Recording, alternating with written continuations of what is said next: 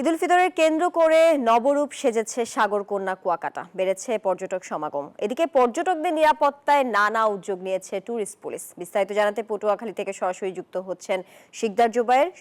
জুবায়ের, সৈকতে কেমন ভিড় দেখছেন, কি বলছেন পর্যটকরা, জানাবেন। দর্শক, আমরা শিকদার জুবায়ের সাথে পরবর্তীতে যুক্ত হব। শুরুতেই যাচ্ছি কক্সবাজারে, সেখানে আছেন সহকর্মী ইরফান। ইরফান, কেমন দেখছেন আজকের পরিস্থিতি? আজকে তো ঈদের তৃতীয় দিন, পর্যটকরা কি বলছেন? ঈদের তৃতীয় দিনে আমি এখন আছি কক্সবাজার সমুদ্র সৈকতের লাবণী পয়েন্টে এবং আজকে আপনাকে একটু দেখাতে চাই।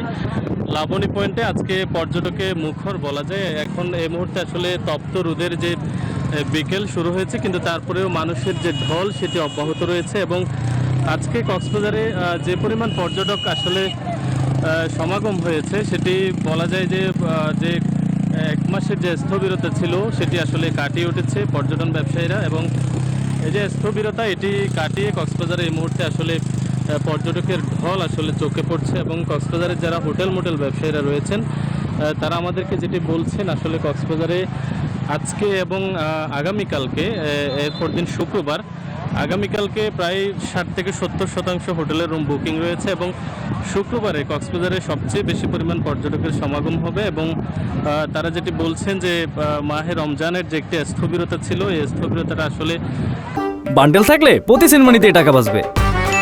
বিকাশ সেনমানি বান্ডেল কিনে জিতুন প্রতি লেনদেনে। কাটিয়ে উঠেছে এবং এই স্থবিরতা কাটিয়ে কক্সবাজারে এই মুহূর্তে বলা যায় যে মোটামুটি পর্যটকে একেবারে ভরপুর। এবং তারা আশা করছেন যে ঈদের যে কয়দিন ছুটি আছে এই ছুটিতে কক্সবাজারে লক্ষাধিক পর্যটকের সমাগম হবে এবং আগামী শুক্রবার এবং শনিবার পর্যন্ত পর্যটকের ঢল অব্যাহত থাকবে। এবং যে পর্যটকের আগমনকে কেন্দ্র করে তারা যে স্বপ্ন দেখছেন, তারা যে আশা করছেন, কক্সবাজারে দীর্ঘদিনের যে একটা আসলে আশা ছিল যে কক্সবাজারে পর্যটনে প্রাণ ফিরে পাবে, সেটি ফিরে পেয়েছে। এবং আগত পর্যটক যারা রয়েছে তাদের নিরাপত্তায় ইতিমধ্যে কাজ করছেন কক্সবাজারের যারা প্রশাসন আছেন এবং ট্যুরিস্ট পুলিশ প্রশাসন কাজ করছে। আমি এই মুহূর্তে সৈকতের যে লাবণী পয়েন্ট সেখান থেকে যুক্ত হয়েছে এবং দেখাচ্ছে যে তপ্ত রোদেও যে পরিমাণ যে পর্যটকরা আসছেন এবং